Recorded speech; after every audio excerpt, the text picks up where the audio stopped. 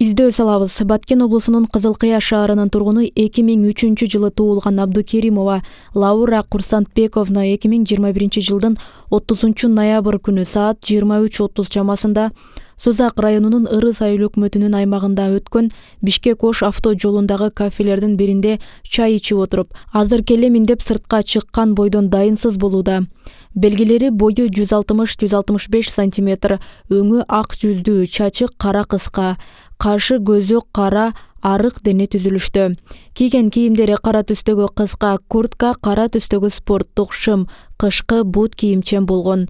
Учурда 18 жаштагы Лауранын жүргөн жерин аныктоого мүмкүнчүлүк болбой жаткандыгына байланыштуу туугандары жана милиция аны табууга коомчулуктан жардам сурайт.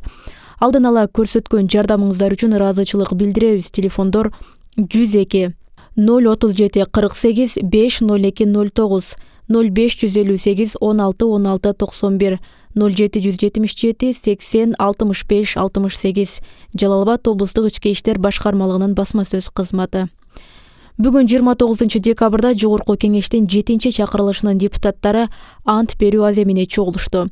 Алгачкы жыйынга чогулган жаңы депутаттардын эң жашы Орозайым Нарматова. Ошондой эле бул парламентте оппозициячыл саясатчы Адахан Мадымаров бар. Экөө тең кандай иштерде, кандай мыйзамдарды жазасыздар деген суроого берген убадаларыбыздын баары аткарылат деп жооп узатышкан. Бул чакырылышта сиз негизи кандай маселелерге көңүл бурайын деп, кайсы багыттарда мыйзам жазайын деп ниет кылып атасыз? Биз өзүбүздүн жанагы агитация учурубузда байма-бай айтып аттык. Эң жаш депутат болуп жатырмын азыр. Акыркы маалыматтар боюнча. Элдин үнүн буюрса трибунада жеткирип турабыз деген убадабызды бергенбиз.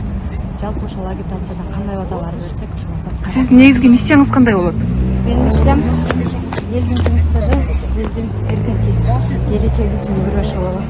Чоң рахмат. Бир сом акча курутпой депутаттыкка келди деп айтылып жаткан Эрулан Көкулов менен Мирлан Самыйкожо. Эрулан Көкулов ак үйгө жөө келгенин айткан.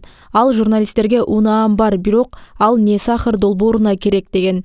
Ал эми Мирлан Самыйкожо мандатты бийлик эмес, эл бергенин, баары абийирден көз каранды экенин билдирген. Мандатты бизге байлык берген эмес, бийлик берген эмес, бизге мандатты эл берген. Ошол мандат элге иштеш керек, элдин үнүн жеткириш керек, элге иштеген мыйзамдар жазылыш керек, жана көзөмөлдөнүш керек. Парламент эми Кудайдын буйругу менен куралды. Эми мындан аркысы ушул жерде келген биздин коллегалардын дарамети менен, алардын ишмердүүлүгү менен, алардын акыйкаттуулугу менен, алардын чынчылдыгы менен, алардын элге берилген жүрөгү менен аныкталат деп ойлойм. 6-чы чакырылышка сын көп айтылды. Чөнтөк парламент болду, бардык президенттердин мындай аткарга берген буйруктарын аткарып келди деди. 7-чи парламент, чакырылыштагы парламент кандай болот деп ойлойсуз? Ошону айтып атпаймынбы? Ошол абирден эң негизгиси. Бул биз дагы бир нерсени баса белгилеп айтышып кетишибиз керек. Бул аманат. Элдин аманаты. Биз ошол элге, биз ошол мамлекетке, биз ошол эртеңки келечекке кадамды туура ташташыбыз керек.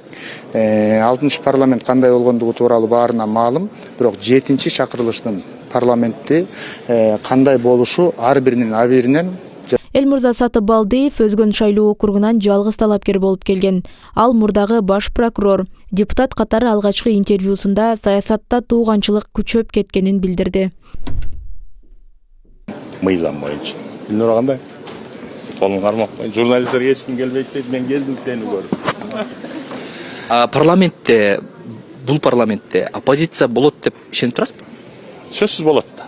Кимдер деп ойлойсуз? Ошодо эми кимдер деп көрөбүз, алар бирөө өздөрүн жарыялашы мүмкүн ачык. Биз оппозицияда болобуз деп. Жарыялабай оппозицияда болушу мүмкүн. Оппозиция болот да сөз. Сиз көп жылдардан бери саясатта тыш жүрдүңүз. Кийинки 10 жылдыктагы саясат кандай өзгөрүптүр? Азыркы саясатчыларга, саясатка кандай баа бересиз? Мен 10 жылда кийинки ошо 2010дон 2020 жылга чейин 10 жылды алсак, мен айтсам саясатта чоң өзгөрүүлөр болду. Айрыкча билимсиздикке, сабатсыздыкка, тууганчылыкка, кыргызчылыкка кетип калдык.